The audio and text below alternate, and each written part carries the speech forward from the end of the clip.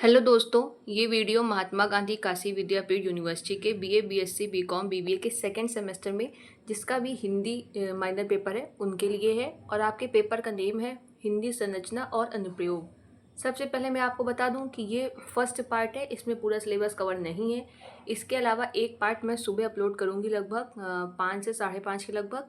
वो आप देख ले तो हाँ, आपके इंपॉर्टेंट क्वेश्चन सारे उसमें कवर हो जाएंगे। ये पहला पार्ट है, इसमें सारे इंपॉर्टेंट क्वेश्चन मैंने दिए और एक सुबह मैं डालूंगी, तब हाँ पूरा सिलेबस आपका इंपॉर्टेंट क्वेश्चन जितने भी हैं वो उसमें कवर हो जाएगा। तो फ्रेंड्स, और आप लोग सोच रहे होंगे मैं इतनी रात में अपलोड कर रही हूँ तो उसके लिए सॉरी, क्योंकि मेरे एरिया में थोड़ी लाइट की दिक्कत है और नेटवर्क प्रॉब्लम बहुत ज़्यादा है इधर, तो टाइम से अपलोड नहीं हो पा रहा है। लेकिन जैसे ही मुझे मिलता है टाइम, जैसे ही लाइट आती है, नेटवर्क थोड़ा सा भी इधर उधर मुझे मिल पाता है, मैं तुरंत वीडियो अपलोड कर देती हूँ। तो चलिए स्टार्ट करते हैं वीडियो। इसमें आपका लघु उत्तरी और दीर्घ उत्तरी प्रश्न मैंने लिए इन थोड़े मिक्स क्वेश्चन है ये। लघु उत्तरी और दीर्घ उत्तरी मिक्स आपको मिलेंगे इसमें। जो आपका फर्स्ट क्वेश्चन है वो है हिंदी भाषा का उद्भव किस भाषा से हुआ है। तो इसका जो आंसर है, हिंदी भाषा का उद्भव संस्कृत से हुआ है, जो अपभ्रंश और प्राकृत भाषाओं के विकास क्रम से होते हुए मध्यकालीन भारतीय आर्य भाषाओं के रूप में सामने आई। फिर आपका जो सेकंड क्वेश्चन है ये वेरी शॉर्ट का क्वेश्चन है, हिंदी के 4 प्रमुख बोलियों के नाम बताइए। तो खड़ी बोली, अवधी, ब्रजभाषा और भोजपुरी। ये याद कर लिए क्वेश्चन, ये सारे इंपॉर्टेंट हैं और आपके पेपर में संभावना है सबसे ज़्यादा मिलने की। राजभाषा से आप क्या समझते हैं? राजभाषा का शाब्दिक अर्थ राजकाज की भाषा है। संविधान में राजभाषा और राजभाषाओं शब्द का प्रयोग हुआ है। किसी प्रदेश की राज्य सरकार के द्वारा उस राज्य के अंतर्गत प्रशासनिक कार्यों को संपन्न करने के लिए जिस भाषा का प्रयोग किया जाता है उसे राजभाषा कहते हैं। यह भाषा संपूर्ण प्रदेश के अधिकांश जन समुदाय द्वारा बोली और समझी जाती है। प्रशासनिक दृष्टि से संपूर्ण राज्य में सर्वत्र इस भाषा का महत्व रहता है। मेनली मैं आपको शॉर्ट में बता दूं, राजभाषा का शाब्दिक अर्थ जो है वो राजकाज की भाषा है। और जिस भी सरकार देश में या राज्य में राज्य सरकार द्वारा जितने भी प्रशासनिक कार्य होते हैं वो जिस भाषा में किए जाते हैं उसी को राजभाषा कहते हैं। ठीक है, ये आप पढ़ लें। अब हम राजभाषा हिंदी से आप क्या समझते हैं? वो सिर्फ राजभाषा थी, राजभाषा हिंदी का आपका इतिहास है। तो राजभाषा उस भाषा को कहा जाता है जो सरकारी कामकाज की भाषा के रूप में स्वीकार की गई हो, जो शासन तथा जनता के बीच आपसी संपर्क के काम आती हो। भारत संघ की राजभाषा हिंदी है। राजभाषा हिंदी भारत की आधिकारिक भाषा है। 14 सितंबर 1949 को संविधान सभा ने हिंदी को राजभाषा घोषित किया था। ये संविधान के भाग 17 के अनुच्छेद 373 में वर्णित है। अनुच्छेद 300 सॉरी ये संविधान के भाग 17 के अनुच्छेद 343 में वर्णित है। अनुच्छेद 343 का भाग 1 में हिंदी को संघ की राजभाषा और देवनागरी को इसकी लिपि के रूप में परिभाषित किया गया है। भारतीय संविधान में अनुच्छेद 343 से 351 तक राजभाषा ऑफिशियल लैंग्वेज संबंधी प्रावधान है। अनुच्छेद 351 में हिंदी भाषा के विकास, प्रसार और वृद्धि के लिए विशेष निर्देश दिए गए हैं। यह आपका राजभाषा हिंदी में आपको आंसर लिखना है। अब बात करते हैं हम लोग, संपर्क भाषा किसे कहते हैं? वह भाषा जो विभिन्न भाषा भाषियों के बीच परस्पर संप्रेषण का माध्यम बनती है उसे संपर्क भाषा कहते हैं। इसका उद्देश्य विभिन्न भाषा भाषियों के बीच संवाद को सहज बनाना होता है। संपर्क भाषा, राजभाषा और मातृभाषा में क्या अंतर है? मातृभाषा वह भाषा होती है जो कोई व्यक्ति सबसे पहले सीखता है। यह एक व्यक्ति की सामाजिक और भाषाई पहचान होती है। इसके विपरीत संपर्क भाषा उस भाषा को कहते हैं जो किसी क्षेत्र में सामान्य रूप से किसी दो व्यक्तियों के बीच प्रयोग हो जिनकी मातृभाषाएं अलग अलग हैं। ठीक है, ये संपर्क भाषा है कि पर्टिकुलर उनकी मातृभाषा तो अलग अलग है लेकिन जो उनके बीच आपसी में बात होती है उसको हम लोग संपर्क भाषा कहते हैं। राजभाषा उस भाषा को कहा जाता है जो सरकारी कामकाज की भाषा के रूप में स्वीकार की गई हो और शासन तथा जनता के बीच आपसी संपर्क के काम आती हो। भारत संघ की राजभाषा हिंदी है। संचार भाषा क्या है? वो जो ऊपर मैंने आपको बताया था वो संपर्क भाषा है कि वह भाषा जो विभिन्न भाषा भाषियों के बीच परस्पर संप्रेषण का माध्यम बनती है, बातचीत का, उसे संपर्क भाषा कहते हैं। इसका उद्देश्य विभिन्न भाषा भाषियों के बीच संवाद को सहज बनाना होता है। अब आती है संचार भाषा। संचार भाषा संचार प्रक्रिया में उपयोग की जाने वाली भाषा को संदर्भित करती है।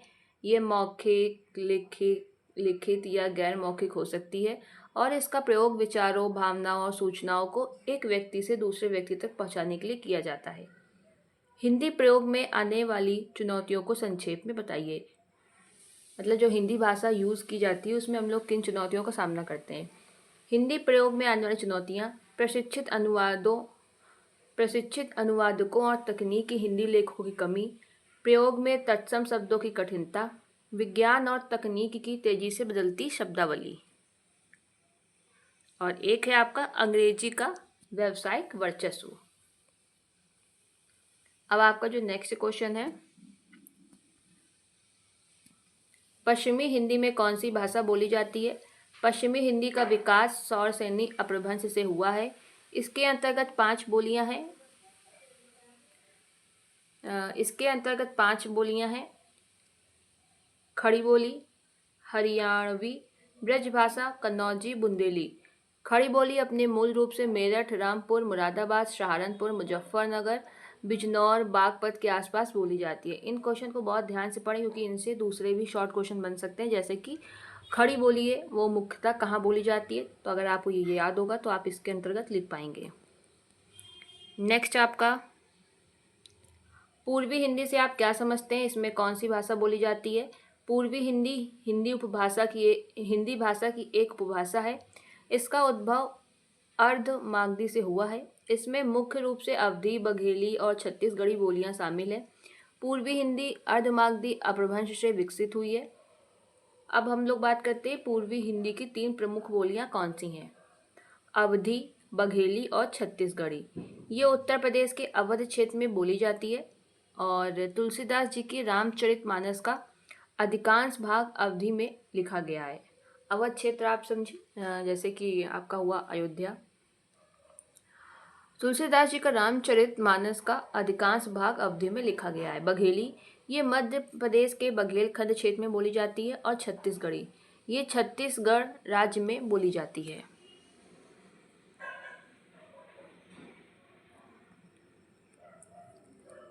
पूर्वी और पश्चिमी में क्या अंतर है?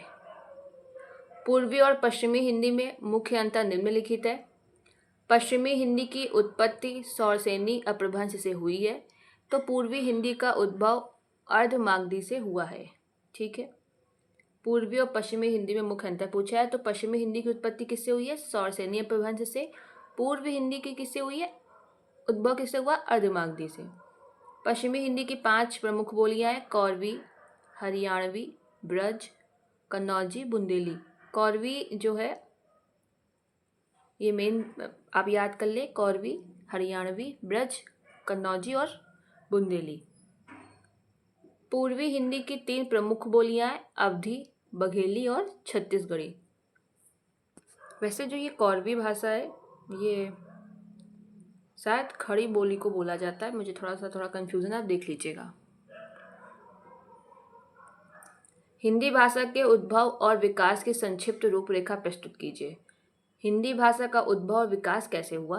ये क्वेश्चन आपसे पूछ सकता है शॉर्ट में, अगर पूछे तब आप इतना लिख के आएंगे। हिंदी भाषा एक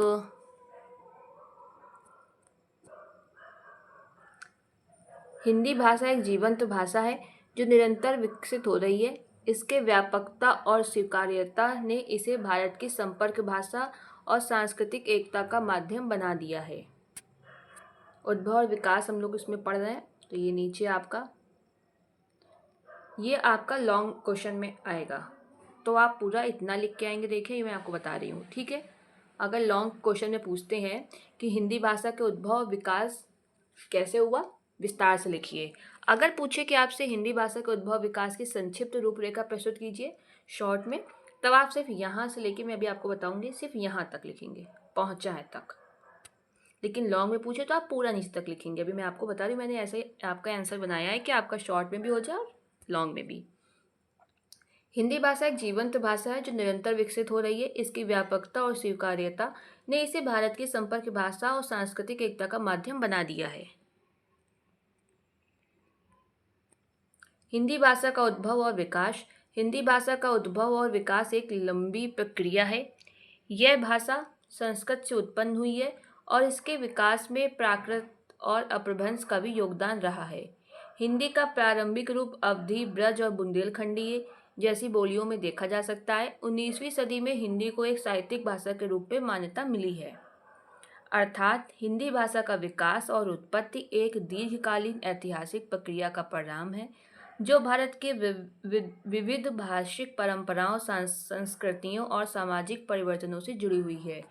इसका विकास संस्कृत, प्राकृत, अपभ्रंश और फिर आधुनिक खड़ी बोली से होते हुए वर्तमान मानक हिंदी तक पहुंचा है। इसका मेनली विकास हुआ था संस्कृत से, फिर पहुंची ये प्राकृत भाषा पे, फिर पहुंची अपभ्रंश से पहुंची है हिंदी, और उसके बाद आधुनिक खड़ी बोली से होते हुए वर्तमान में जो हम लोग हिंदी यूज़ कर रहे हैं वहाँ पे हम लोग पहुँचे हैं। आप स्टार्टिंग यहाँ से करेंगे क्वेश्चन जब पूछा जाए, फिर उसके बाद आप हेडिंग डालेंगे हिंदी भाषा का उद्भव और विकास, उसके बाद आप ये आंसर लिखेंगे। लॉन्ग में आएगा तो आप पूरा ये विस्तार से बताएंगे। पढ़ें लॉन्ग, क्योंकि इंपॉर्टेंट है, लॉन्ग में ही ये वैसे आ सकता है। संस्कृत। हिंदी की जननी संस्कृत भाषा है जो भारत की सबसे प्राचीन और शास्त्रीय भाषा है। प्राकृत। संस्कृत के बाद प्राकृत भाषा आम लोगों द्वारा बोली जाती थी और इनका उपयोग धार्मिक, साहित्यिक कार्यों में भी किया जाता था। ये संस्कृत की सरल और लोक प्रचलित बोलियां थीं, जैसे पाली, अर्धमागधी इत्यादि। ये आपको प्राकृत के अंदर लिखना है कि प्राकृत में ये वाली भाषाएं ज़्यादा बोली जाती थी। अपभ्रंश। अपभ्रंश प्राकृत भाषाओं का ही एक विकसित रूप था जिसने हिंदी के विकास में महत्वपूर्ण भूमिका निभाई। अवहट और पुरानी हिंदी। अपभ्रंश से ही अवहट और पुरानी हिंदी बनी। इस समय कबीर, खुसरो आदि ने लोक भाषा में काव्य किया। ये दोस्तों जो है ना, ये आप लाइन से ही लिखिएगा, क्योंकि इसी के आधार पे लाइन से ही इसी क्रम में हिंदी का विकास हुआ है। ऊपर नीचे मत करिएगा, पहले संस्कृत, फिर प्राकृत, फिर अपभ्रंश, अवहट और पुरानी हिंदी, फिर हिंदी का विकास। अपभ्रंश से ही हिंदी का उद्भव हुआ। 10वीं शताब्दी 12वीं शताब्दी के आसपास हिंदी साहित्य का विकास शुरू हुआ, जिसमें पद्य, कविता, रचनाएं दोहा रूप में मिलती हैं। आधुनिक हिंदी। 19वीं सदी में हिंदी को एक साहित्यिक भाषा के रूप में मान्यता मिली। इस समय खड़ी बोली का विकास हुआ और गद्य का भी विकास हुआ। भारतेंदु हरिश्चंद्र, महावीर प्रसाद द्विवेदी जैसे साहित्यकारों के प्रयासों से खड़ी बोली को एक व्यवस्थित रूप मिला। फिर आती है आपके हिंदी भाषा के विकास में स्वतंत्रता के बाद हिंदी का संवैधानिक दर्जा। भारत की संविधान सभा ने हिंदी को 14 सितंबर 1949 को भारत की राजभाषा घोषित किया। संविधान में अनुच्छेद 343 के अनुसार भारत की राजभाषा हिंदी और उसकी लिपि देवनागरी होगी। इसके तहत हिंदी को भारत की आधिकारिक भाषाओं में से एक के रूप में मान्यता दी गई थी। इसके तहत हिंदी को भारत की आधिकारिक भाषाओं में से एक के रूप में मान्यता दी गई। मतलब कि भारत के आधिकारिक मतलब भारत में तो बहुत सारी भाषाएं थी, लेकिन हिंदी को ही उनको मान्यता दी उन्होंने आधिकारिक भाषा के रूप में। अब हम लोग हेडिंग डालेंगे हिंदी का वर्तमान रूप। आज हिंदी भारत की सबसे व्यापक रूप से बोली जाने वाली और समझी जाने वाली भाषाओं में से एक है। यह न केवल भारत में बल्कि विदेशों में भी बोली जाती है और इसे अंतर्राष्ट्रीय स्तर पर भी मान्यता प्राप्त है। संक्षेप में अगर हम बात करें, आप लिखेंगे, मतलब जब आंसर खत्म हो लॉन्ग का, उसके बाद हम लोग के नीचे 2 लाइन नहीं लिखते, उसमें आपको लिखना है हिंदी भाषा का विकास एक क्रमिक प्रक्रिया है जिसमें संस्कृत, प्राकृत, अपभ्रंश और विभिन्न बोलियों का योगदान रहा है। आज हिंदी एक समृद्ध, विकसित और आधुनिक भाषा के रूप में विश्व मंच में अपनी पहचान बना चुकी है। यह है आपका पूरी हेडिंग, आप देख लें एक बार। संस्कृत सबसे पहले, फिर प्राकृत, अपभ्रंश, अवहट, पुरानी हिंदी, हिंदी का विकास, आधुनिक हिंदी, स्वतंत्रता के बाद हिंदी का संवैधानिक दर्जा, हिंदी का वर्तमान रूप। अब बात करेंगे विभिन्न कालों के अनुसार हिंदी के विकास को संक्षेप में बताइए। हिंदी भाषा का विकास कई कालों में हुआ है, जिसे आदिकाल, मध्यकाल, आधुनिक काल में विभाजित किया जा सकता है। आदिकाल लगभग 1000 ईस्वी से 1500 ईस्वी तक हिंदी का विकास अपभ्रंश से हुआ है। इस काल में डिंगल, पिंगल जैसी हिंदी की शैलियाँ विकसित हुई हैं। मुख्य बोलियां ब्रज, अवधी और खड़ी बोली का विकास भी हुआ है। ये आपका काल के अनुसार हिंदी का विकास है। सबसे पहले आप हेडिंग डालेंगे आदिकाल, फिर आपका आएगा मध्यकाल। इस काल में ब्रज, अवधी और खड़ी बोली का स्वतंत्र रूप से प्रयोग होने लगा। साहित्यिक दृष्टि से ब्रज और अवधी में रचनाएं हुई, जैसे कृष्ण भक्ति, सूरदास, राम भक्ति, तुलसीदास में। आधुनिक काल 19वीं सदी से खड़ी बोली का गद्य और पद्य में व्यापक प्रयोग होने लगा। भारतेंदु हरिश्चंद्र और महावीर प्रसाद द्विवेदी जैसे साहित्यकारों ने खड़ी बोली को व्यवस्थित रूप दिया। 1965 में हिंदी को राजभाषा का दर्जा मिला। ये गलत है, यहाँ पे गलत टाइप हो गया। 1949 में 1949 में हिंदी को राजभाषा घोषित किया गया, 14 सितंबर 1949 को। इस प्रकार हिंदी भाषा का विकास विभिन्न कालों में बोलियों में साहित्य और राजभाषा के रूप में क्रमिक रूप से हुआ है। अब बात करेंगे हिंदी को संपर्क भाषा के रूप में क्यों अपनाया गया। आपके सिलेबस का पॉइंट ही है ये।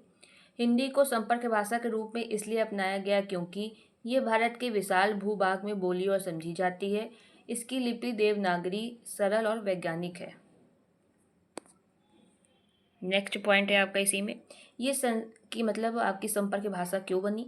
ये संस्कृत निष्ठ होने के कारण भारतीय भाषाओं के निकट है। स्वतंत्रता आंदोलन के दौरान ये जन जागरण की भाषा रही है। अब आगे आते हैं फिर से आपके शॉर्ट क्वेश्चन।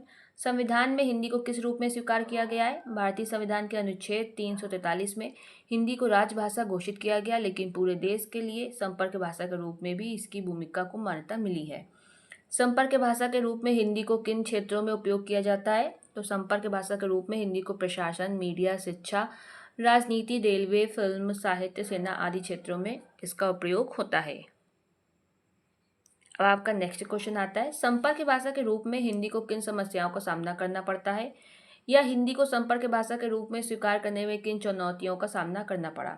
तो संपर्क भाषा के रूप में हिंदी को निम्नलिखित समस्याओं का सामना करना पड़ता है। जैसे फर्स्ट आता है आपका क्षेत्रीय भाषाओं की असुरक्षा की भावना। हिंदी के प्रयोग में लोगों को ये लगता है कि मेरी क्षेत्रीय भावना खत्म ना हो जाए, तो क्षेत्रीय भाषाओं की असुरक्षा की भावना। अंग्रेजी का बढ़ता वर्चस्व। दक्षिण भारत में हिंदी भाषा का बहुत ज़्यादा विरोध होता है। हिंदी की मानकीकृत शैली की कठिनता। ये आपकी हिंदी को समस्या का सामना करना पड़ता है संपर्क भाषा के रूप में। नेक्स्ट आता है आपका क्वेश्चन, संपर्क भाषा के रूप में हिंदी के प्रयोग क्षेत्र का वर्णन करें और हिंदी भाषा के प्रयोग क्षेत्र कौन कौन से हैं। ऊपर मैंने भी आपको इसको बहुत ही शॉर्ट में बताया था ये कि हिंदी को किन क्षेत्रों में प्रयोग किया जाता है, उसी का ये क्वेश्चन है थोड़ा सा, कि अगर लघु में आ जाता है तो आप थोड़ा इसको बना के बड़ा लिख सकते हैं। हिंदी भाषा के उपयोग के प्रमुख क्षेत्र, आप प्रशासनिक कार्यों में, शिक्षा और संचार के क्षेत्र में, साहित्य, सिनेमा, मीडिया और इंटरनेट में विशेष रूप से संपर्क भाषा के रूप में हो रहा है। अब अगर ये लघु में आ जाए तो पता है आप कैसे लिखेंगे। शॉर्ट में आ जाए तो आप ऐसे लिखेंगे, लघु में आ जाए आप प्रशासनिक कार्यों में हेडिंग डाल दें, फिर लिखेंगे हिंदी भाषा का प्रयोग प्रशासनिक कार्यों में किया जाता है। सरकारी कार्यालयों में, विभागों में, दस्तावेजों में इसका प्रयोग किया जाता है। शिक्षा और संचार के क्षेत्र में आज हिंदी भाषा का प्रयोग शिक्षा संस्थानों में, विद्यालय में, कॉलेजों में होता है। इस तरह से आप बना के बड़ा सा थोड़ा सा लिख सकते हैं। नेक्स्ट क्वेश्चन है आपका, संपर्क भाषा के रूप में हिंदी के भारतीय स्वरूप से आप क्या समझते हैं। संपर्क भाषा के रूप में हिंदी के भारतीय स्वरूप से आप क्या समझते हैं। संपर्क भाषा के रूप में हिंदी का महत्व पर प्रकाश डालिए। संपर्क भाषा के रूप में हिंदी का भारतीय स्वरूप बहुत महत्वपूर्ण है। हिंदी भारत में विभिन्न भाषा भाषी लोगों के बीच आपसी संवाद का एक महत्वपूर्ण माध्यम है। ये न केवल एक भाषा है बल्कि ये भारत की संस्कृति, मूल्यों और संस्कारों को भी व्यक्त करती है। संपर्क भाषा के रूप में हिंदी का महत्व, विभिन्न बोलियों का मिश्रण। हिंदी कई बोलियों का मिश्रण है। संपर्क भाषा के रूप में हिंदी का महत्व मैं आपको बता रही हूँ। विभिन्न बोलियों का मिश्रण, हिंदी कई बोलियों का मिश्रण है जिनमें खड़ी बोली, ब्रज, अवधी, भोजपुरी और राजस्थानी शामिल है। विभिन्न भाषा भाषी लोगों को जोड़ती है संपर्क भाषा, उसका महत्व पड़ रहा है, इसलिए हेडिंग आप याद रखें क्योंकि कहीं लॉन्ग में आ जाएगा तो आपको दिक्कत करेगा। भारत एक बहुभाषी देश है जहाँ विभिन्न क्षेत्रों में अलग अलग भाषाएं बोली जाती हैं। हिंदी इन विभिन्न भाषा भाषी लोगों के बीच संवाद स्थापित करने में महत्वपूर्ण भूमिका निभाती है। राष्ट्रीय एकता को बढ़ावा देना, संपर्क भाषा के रूप में हिंदी भारत की एकता और अखंडता को बनाए रखने में मदद करती है। सांस्कृतिक आदान प्रदान। हिंदी भारत की विभिन्न संस्कृतियों और परंपराओं को एक दूसरे से परिचित कराने का एक साधन है। आर्थिक और सामाजिक में विकास में हिंदी का महत्व। संपर्क हिंदी का हिंदी व्यापार, शिक्षा और अन्य सामाजिक गतिविधियों में भी महत्वपूर्ण भूमिका निभाती है, जिससे आर्थिक और सामाजिक विकास को बढ़ावा मिलता है। संपर्क भाषा के रूप में हिंदी भारत की एकता, सांस्कृतिक आदान प्रदान और आर्थिक विकास में एक महत्वपूर्ण भूमिका निभाती है। यह एक ऐसी भाषा है जो भारत को एक साथ जोड़ती है और इसकी विविधता को दर्शाती है। अब जो नेक्स्ट क्वेश्चन है आपका वो है, संपर्क भाषा के रूप में हिंदी की भूमिका का विवेचन कीजिए। भारत विविध भाषाओं वाला देश है, जिसमें हिंदी एक प्रमुख संपर्क भाषा के रूप में कार्य करती है। हिंदी न केवल उत्तर भारत की आम बोलचाल की भाषा है, बल्कि रेलवे, सेना, मीडिया और फिल्मों में भी संपर्क भाषा के रूप में प्रयुक्त होती है। राजभाषा के रूप में हिंदी को 14 सितंबर 1949 में संविधान में स्वीकार किया गया। इसके बाद हिंदी को सरल, स्पष्ट और समावेशी बनाकर इसे संपूर्ण भारत में संवाद की भाषा बनाया गया। विभिन्न क्षेत्रों में हिंदी की भूमिका एकता और राष्ट्रीय भावनाओं को सुदृढ़ करती है। यह आप संपर्क भाषा के रूप में हिंदी की भूमिका लिखेंगे अगर शॉर्ट में आता है। यह आपका लॉन्ग क्वेश्चन है। संपर्क भाषा के रूप में हिंदी का भारतीय स्वरूप स्पष्ट कीजिए। संपर्क भाषा के रूप में हिंदी के क्या विविध रूप हैं? कोई भी क्वेश्चन है आप आंसर ये लिखेंगे इन दोनों में। भारत एक बहुभाषी देश है, जहाँ सैकड़ों भाषाएं बोलियां बोली जाती हैं। ऐसी स्थिति में एक ऐसी भाषा की आवश्यकता थी जो विभिन्न भाषा भाषियों के बीच संवाद का सेतु बने, यानी संवाद का माध्यम बने। इसी आवश्यकता की पूर्ति हिंदी ने संपर्क भाषा के रूप में की। संपर्क भाषा के रूप में हिंदी के कई विविध रूप हैं। ये रूप हिंदी को एक ऐसी भाषा बनाते हैं जो भारत के विभिन्न भागों में लोगों को जोड़ने में मदद करती है। संपर्क भाषा के रूप में हिंदी का भारतीय स्वरूप या विविध रूप। संपर्क भाषा के रूप में हिंदी के विविध रूप निम्नलिखित हैं। हिंदी का ऐतिहासिक स्वरूप। हिंदी का उद्भव खड़ी बोली से हुआ है और इसका साहित्यिक विकास ब्रज, अवधी, मैथिली जैसी बोलियों के माध्यम से हुआ है। स्वतंत्रता आंदोलन के दौरान ये जनभाषा बनी और गांधी जी जैसे नेताओं ने इसे राष्ट्रभाषा के रूप में स्वीकार करने का आग्रह किया। संवैधानिक प्रावधान। भारतीय संविधान के अनुच्छेद 343 में हिंदी को देवनागरी लिपि में राजभाषा घोषित किया गया। अनुच्छेद 343 में साथ ही ये भी कहा गया कि हिंदी का प्रसार पूरे देश में संपर्क भाषा के रूप में किया जाएगा। अंग्रेजी को सहभाषा के रूप में रखा गया, लेकिन हिंदी को ही भावनात्मक और व्यवहारिक दृष्टि से संपर्क भाषा बनाने का लक्ष्य था। नेक्स्ट आपका आता है हिंदी का भारतीय स्वरूप। संपर्क भाषा के रूप में हिंदी का स्वरूप सरल, प्रचलित शब्दों से युक्त तथा लोक प्रचलित शैली पर आधारित होना चाहिए।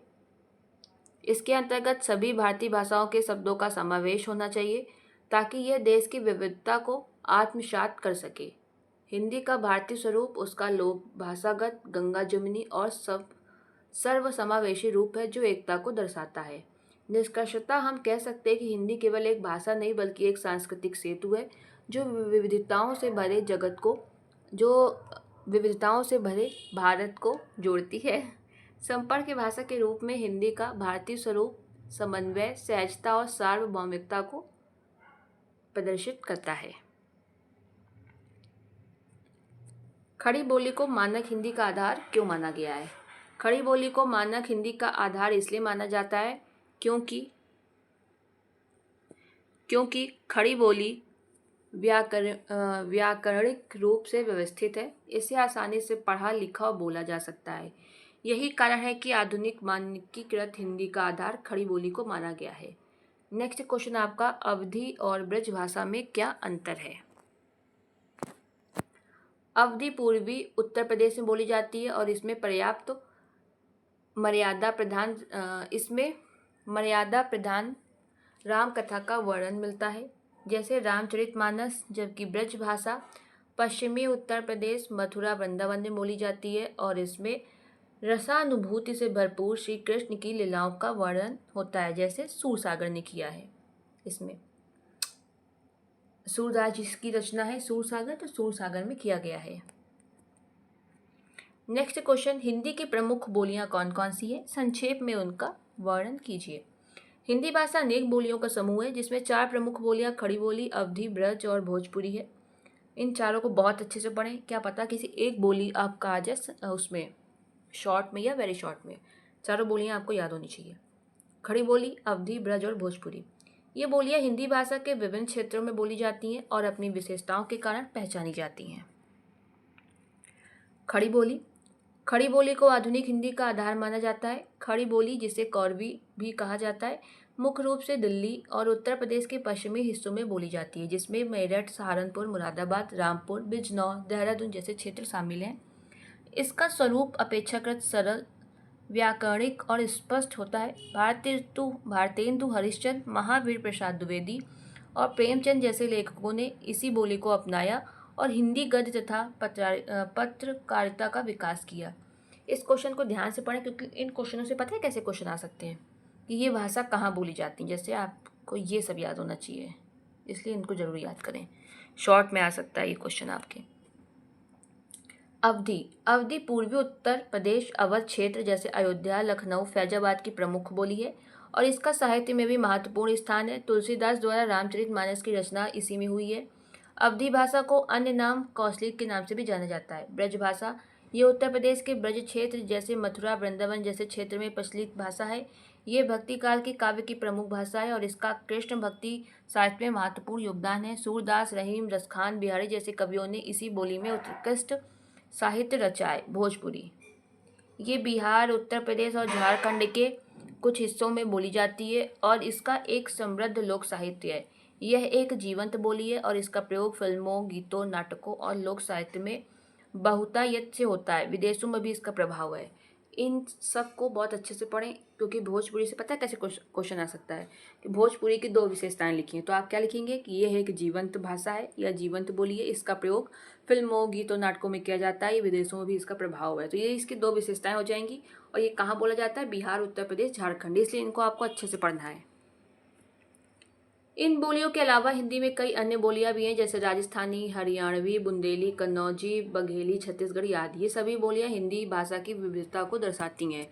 ये क्वेश्चन आपको कब लिखना है? जब आपसे पूछा जाएगा हिंदी की प्रमुख बोलियां कौन कौन सी हैं, उन संक्षेप में उनका वर्णन करें। नेक्स्ट आपका खड़ी बोली और अन्य हिंदी बोली में क्या अंतर है? तो खड़ी बोली हिंदी की आधुनिक मानक बोली है जो मुख्यतः दिल्ली और पश्चिमी उत्तर प्रदेश क्षेत्र में बोली जाती है। इसमें व्याकरणिक स्पष्टता, सरल वाक्य रचना और देवनागरी लिपि का प्रयोग होता है। अन्य बोलियां जैसे ब्रज, अवधी, भोजपुरी आदि क्षेत्रीय हैं और उनमें ध्वनि, शब्दावली, व्याकरण तथा उच्चारण में खड़ी बोली से भिन्नता पाई जाती है। उदाहरण स्वरूप ब्रज में तुम के लिए तोहे और अवधी में हूँ के लिए हई बोला जाता है। ये मैं आपको खड़ी और अन्य जो बोली हैं उनमें आपको डिफरेंस बता रही हूँ कि जो खड़ी बोली है उसमें शब्दावली, व्याकरण का प्रयोग होता है। और हिंदी भाषा कई बोलियों का समुच्चय है, जिनमें प्रमुख है खड़ी बोली, ब्रज भाषा, अवधी, भोजपुरी, मैथिली, बुंदेली आदि। इनमें से खड़ी बोली को आधुनिक मानक हिंदी का आधार माना जाता है। यह बोली साहित्य, शिक्षा, प्रशासन और मीडिया में प्रयुक्त होती है। मुझे उम्मीद है आपको एक क्वेश्चन समझ आया होगा। ये आपका पहला खड़ी बोली के बारे में है पूरा। यह आपका अन्य बोलियों के बारे में है, ठीक है। ये एक पॉइंट हुआ। फिर आपका नीचे आता है इतना, ठीक है। इसको पढ़ने की क्वेश्चन आ सकता है। खड़ी बोली का विकास और उसका हिंदी भाषा में योगदान स्पष्ट कीजिए। खड़ी बोली हिंदी भाषा की वह प्रमुख बोली है जिसे आधुनिक हिंदी का मानक स्वरूप या मानक रूप माना जाता है। ये मुख्यतः दिल्ली, हरियाणा, पश्चिमी उत्तर प्रदेश, मेरठ, सहारनपुर, मुजफ्फरनगर के क्षेत्रों में बोली जाती है। इतिहास व विकास। मुगल काल में खड़ी बोली अस्तित्व में आई। खड़ी बोली का हम लोग विकास पढ़ रहे हैं, तो उसका इतिहास और विकास। पहले इसे रेखता या हिंदवी कहा जाता था। खड़ी बोली गद्य का विकास भारतेंदु युग में प्रारंभ हुआ। 19वीं शताब्दी में भारतेंदु हरिश्चंद्र, बाल मुकुंद गुप्त और महावीर प्रसाद द्विवेदी जैसे लेखकों ने खड़ी बोली में गद्य और पत्रकारिता का विकास किया। साहित्य योगदान क्या है खड़ी बोली का? खड़ी बोली ने आधुनिक गद्य के विकास में क्रांतिकारी भूमिका निभाई। प्रेमचंद ने खड़ी बोली में उपन्यास लिखकर इसे लोकप्रिय बनाया। भारतेंदु युग के युग के बाद द्विवेदी युग और छायावादी युग के सभी प्रमुख लेखक इसी बोली का प्रयोग करने लगे। विशेषता क्या है खड़ी बोली की? व्याकरणिक दृष्टि से संगठित, स्पष्ट और प्रभावी है। आधुनिक तकनीकी और वैज्ञानिक शब्दों को अपनाने में सक्षम, संप्रेषणीयता की दृष्टि से श्रेष्ठ है। निष्कर्ष, आज खड़ी बोली को प्रशासनिक, शैक्षणिक, तकनीकी, साहित्यिक हिंदी की आधारशिला बन चुकी है। यह भारतीय संघ की राजभाषा हिंदी की मानक बोली है और इसका राष्ट्र निर्माण में महत्वपूर्ण स्थान है। नेक्स्ट क्वेश्चन आपका, मानकीकृत हिंदी से आप क्या समझते हैं या उसे किसे कहते हैं? मानकीकृत हिंदी वह हिंदी जिसे व्याकरण, शब्दावली और वाक्य विन्यास के स्तर पर मान्यता प्राप्त हो और जिसका प्रयोग प्रशासन, शिक्षा तथा साहित्य में हो, उसे मानकीकृत हिंदी कहते हैं। नेक्स्ट आपका, मानकीकृत हिंदी से क्या अभिप्राय है? तो मानकीकृत हिंदी से आशय उस हिंदी भाषा से है जिसे व्याकरण, शब्दावली, उच्चारण और वर्तनी के मानकों के अनुसार व्यवस्थित किया गया हो। यह भाषा प्रशासन, शिक्षा, विज्ञान, तकनीक एवं संचार के लिए उपयुक्त होती है। क्वेश्चन दोनों एक ही है, आंसर भी थोड़ा बहुत सेम है, बस थोड़ा ही बहुत अंतर है इसमें। पूछने का है तो उसी हिसाब से आंसर मैंने दिया है। मानकीकरण की आवश्यकता क्यों पड़ी? हिंदी भाषाओं की विविधता, बोलियों का अंतर और प्रशासनिक व शैक्षणिक क्षेत्रों में एक रूपता लाने के लिए हिंदी की मानकीकरण की आवश्यकता पड़ी।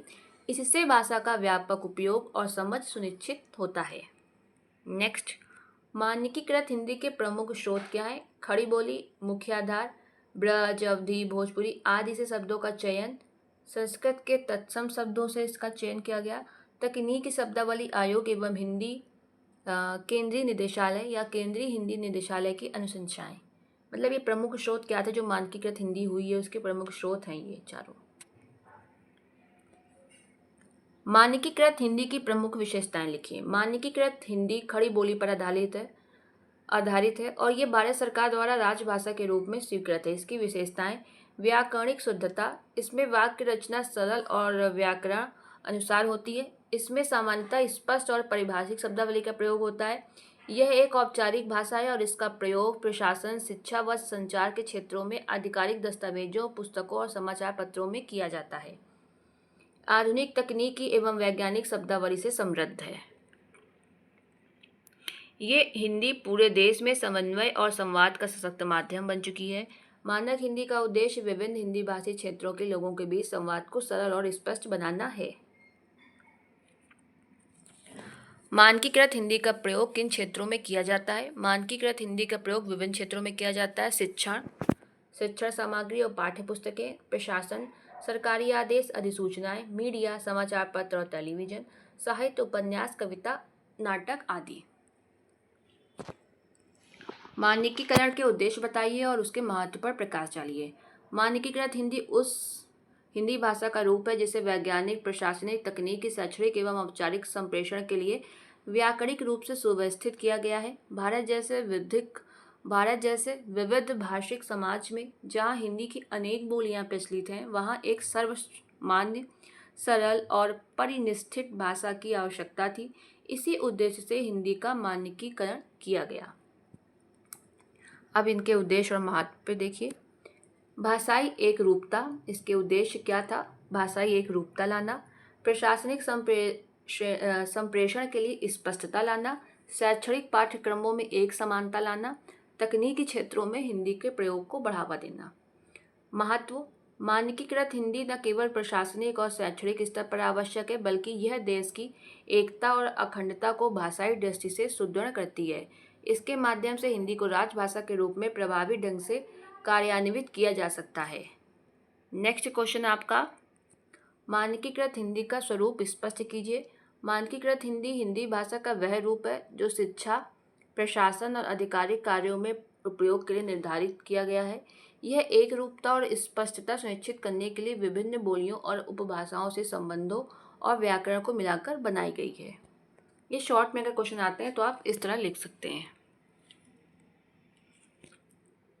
नेक्स्ट, ये आपका लॉन्ग का क्वेश्चन है कि मानकीकृत हिंदी का स्वरूप स्पष्ट कीजिए। मानकीकृत हिंदी हिंदी भाषा का वह रूप है जो शिक्षा, प्रशासन और आधिकारिक कार्यों में उपयोग के लिए निर्धारित की गई है। ठीक, यह एक रूपता और स्पष्टता सुनिश्चित करने के लिए विभिन्न बोलियों और उपभाषाओं से शब्दों और व्याकरण को मिलाकर बनाई गई है। अब इसके स्वरूप देखिए, अगर आपके पेपर में क्वेश्चन आए कि इसके स्वरूप के प्रमुख घटक या मानकीकृत हिंदी का स्वरूप लिखिए, तो आप यही लिख के आएंगे। भाषिक आधार। मानकीकृत हिंदी का मूल आधार खड़ी बोली है, जो मानकीकृत हिंदी का मूल आधार खड़ी बोली है जो दिल्ली, पश्चिमी उत्तर प्रदेश और आसपास के क्षेत्रों में बोली जाती है। खड़ी बोली इसके व्याकरणिक संरचना अन्य बोलियों की तुलना में अधिक सुव्यवस्थित मानी जाती है। मानकीकृत हिंदी की जो व्याकरणिक संरचना है वो अन्य बोलियों की तुलना में अधिक सुव्यवस्थित मानी गई है। शब्दावली। मानकीकृत हिंदी में शब्दों का चयन मुख्यतः संस्कृत के तत्सम शब्दों से किया जाता है, हालांकि जनसंपर्क के क्षेत्रों में तद्भव और देशी शब्दों को भी स्थान दिया जाता है। नेक्स्ट, लिपि। हिंदी की मानकीकृत लिपि देवनागरी है, जो वैज्ञानिक दृष्टिकोण से श्रेष्ठ मानी जाती है। इसकी वर्णमाला पूर्ण एवं ध्वन्यात्मक है, जिससे शब्दों का सही उच्चारण संभव होता है। ध्वन्यात्मक मतलब कि जो ये बोली जाती हैं वैसे ही ये लिखी जाती हैं। ऐसा नहीं कि बोली कुछ जाती है, लिखी में थोड़ा बहुत अंतर हो, बिल्कुल जैसी आवाज़ निकलती है वैसा ही ये लिखी जाती है। वाक्य संरचना। मानकीकृत हिंदी की वाक्य संरचना स्पष्ट, सरल और व्याकरण अनुसार होती है। जैसे मैं पुस्तक पढ़ रहा हूँ, सरल और मानक वाक्य संरचना है। तकनीकी मानकीकरण। विज्ञान, तकनीकी, चिकित्सा, विधि आदि क्षेत्रों में प्रयुक्त हिंदी की शब्दावली का मानकीकरण तकनीकी शब्दावली आयोग द्वारा किया जाता है। ये आपका इसका स्वरूप है। पढ़ ले, इंपॉर्टेंट क्वेश्चन है ये बहुत। हिंदी से संबंधित महत्वपूर्ण संस्थाओं के नाम लिखिए, या मानकीकृत हिंदी से संबंधित महत्वपूर्ण संस्थानों के नाम लिखिए। कुछ भी पूछा जा सकता है, हिंदी से संबंधित या मानकीकृत हिंदी से संबंधित। महत्वपूर्ण संस्थाएं: केंद्रीय हिंदी निदेशालय, राजभाषा विभाग, तकनीकी शब्दावली आयोग, CIIL मैसूर। देवनागरी लिपि से आप क्या समझते हैं और उसके महत्व को विस्तार से बताइए। ये भी इंपॉर्टेंट क्वेश्चन है। देवनागरी लिपि, जिसे नागरी भी कहा जाता है, इसका उद्भव ब्राह्मी लिपि से हुआ। यह भारत की प्रमुख लिपि है, जिसका उपयोग हिंदी, संस्कृत, मराठी, नेपाली और अन्य कई भारतीय भाषाओं को लिखने के लिए किया जाता है। यह एक वैज्ञानिक और ध्वन्यात्मक लिपि है, जिसका अर्थ है कि प्रत्येक ध्वनि के लिए एक विशिष्ट अक्षर है जो इसे पढ़ने और लिखने में आसान बनाता है। देवनागरी लिपि को भारतीय संस्कृति और साहित्य में एक महत्वपूर्ण स्थान है और इसका प्रयोग आधिकारिक दस्तावेजों, सरकारी संचार और शिक्षा में व्यापक रूप से किया जाता है। प्रत्येक शब्द के ऊपर एक रेखा खींची होती है। शब्द के ऊपर कुछ वर्णों के ऊपर रेखा नहीं भी होती है, लेकिन अधिकतर होती है, जिसे शिरोरेखा कहते हैं। देवनागरी लिपि का महत्व। भाषाओं का संरक्षण। देवनागरी लिपि का प्रयोग कई भारतीय भाषाओं को सीखने के लिए किया जाता है, जिससे उन भाषाओं का संरक्षण और विकास होता है। साहित्यिक और सांस्कृतिक महत्व। ये लिपि भारतीय संस्कृति और साहित्य का एक महत्वपूर्ण हिस्सा है। देवनागरी लिपि में भारत का एक विशाल साहित्य भंडार है, जिससे धार्मिक ग्रंथ, कविताएं, कहानियां और अन्य साहित्यिक कृतियां शामिल हैं। वैज्ञानिकता।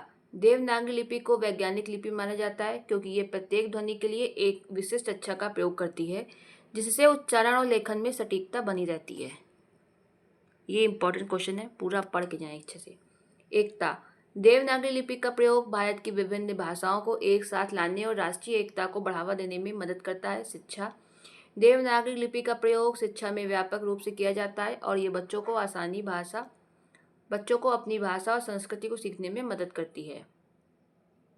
प्रशासनिक आयोग। देवनागरी लिपि भारत में हिंदी, मराठी और कोंकणी जैसी भाषाओं के लिए आधिकारिक लिपि है।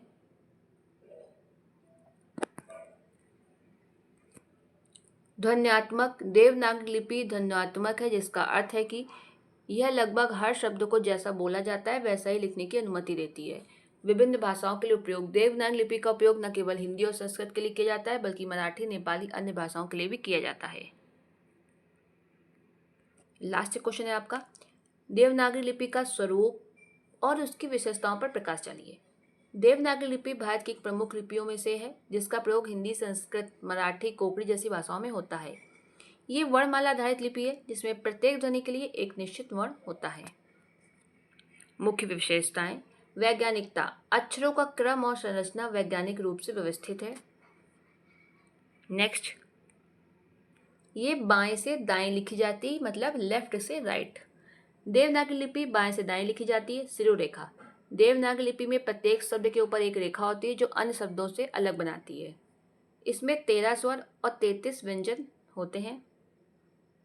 एक मिनट, ये थोड़ा डाटा मुझे गलत लग रहा है टाइपिंग में, ये एक बार चेक कर लीजिएगा आप कि 13 स्वर हैं कि 14 स्वर हैं। मतलब मुझे ये तो याद है कि टोटल मिला के शायद 47 होते हैं, लेकिन ये थोड़ा सा कन्फ्यूजन है, आप देख लीजिएगा इसको एक बार। इसे बाएं से दाएं लिखा जाता है। संयुक्ताक्षरों का प्रयोग होता है। प्रत्येक वर्ण एक पूर्ण ध्वनि को दर्शाता है। वैज्ञानिकता, इसका प्रत्येक वर्ण उच्चारण से मेल खाता है। देवनागरी लिपि की स्पष्टता, सुव्यवस्था और वैज्ञानिकता ने इसे हिंदी के लिए आदर्श लिपि बना दिया है। ठीक है फ्रेंड्स, तो ये थे आपके सारे क्वेश्चन।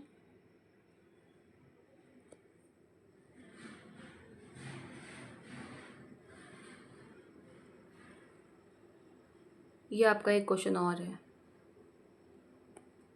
हिंदी भाषा के विकास में देवनागरी लिपि की भूमिका पर विस्तार से चर्चा कीजिए। हाँ, बस ये लास्ट है। देवनागरी लिपि हिंदी भाषा के विकास में एक सशक्त माध्यम रही है। इसके बिना हिंदी भाषा की स्थिरता और प्रसार की कल्पना नहीं की जा सकती। देवनागरी लिपि की भूमिका इस प्रकार है। एक रूपता और मानकीकरण। देवनागरी ने हिंदी लेखन में एक रूपता लाई है और इसे शुद्ध तथा मानक रूप में प्रस्तुत किया है। शुद्ध उच्चारण, इसकी ध्वन्यात्मक प्रकृति के कारण हिंदी का सही उच्चारण और लेखन संभव हुआ है। शिक्षा और साहित्य में योगदान। शिक्षा व्यवस्था और साहित्य रचनाओं में देवनागरी ने हिंदी के प्रचार में मदद की है। तकनीकी और डिजिटल युग में प्रचलन। कंप्यूटर, मोबाइल और इंटरनेट में हिंदी टंकर के लिए देवनागरी के लिए यूनिकोड प्रणाली प्रचलित की गई है। राष्ट्रीय पहचान का प्रतीक। हिंदी के साथ देवनागरी लिपि भारत की सांस्कृतिक एकता और पहचान की संवाहक बन गई है। निष्कर्षता, देवनागरी लिपि हिंदी भाषा के विकास का आधार स्तंभ रही है। इसने हिंदी को संप्रेषणीय, वैज्ञानिक और राष्ट्रीय भाषा के रूप में स्थापित करने में महत्वपूर्ण योगदान दिया है। तो फ्रेंड्स, ये इतने ही क्वेश्चन थे आपके। ये फर्स्ट पार्ट है, आप इनको 1-2 बार देख लें क्योंकि आपका 2 बजे से पेपर है। ज़रूरी नहीं है सोना कि आप बहुत ज़्यादा सोएं। नहीं, आपके पास टाइम था, मतलब सॉरी, मेरे पास नहीं था, मैंने टाइम से वीडियो नहीं दिया आपको, तो आप रात में प्लीज़ थोड़ा कम सोएं और इसको 1-2 बार देखें, समझें कि क्या क्वेश्चन है, क्योंकि पहली बार आप पढ़ रहे होंगे, थोड़ा आपको दिक्कत हो सकती है, लेकिन आपको समझ आ जाएगा। सेकेंड पार्ट मैं इसका सुबह 5 या 6 बजे अपलोड कर दूँगी। अगर लाइट या कोई प्रॉब्लम नहीं होती है तो मैं इसको अपलोड कर दूँगी, आप देख लीजिएगा। बाकी कोई भी क्वेरी आप मुझे कमेंट करें, रिप्लाई मैं डेफिनेटली करूँगी। और वीडियो देखने के लिए धन्यवाद।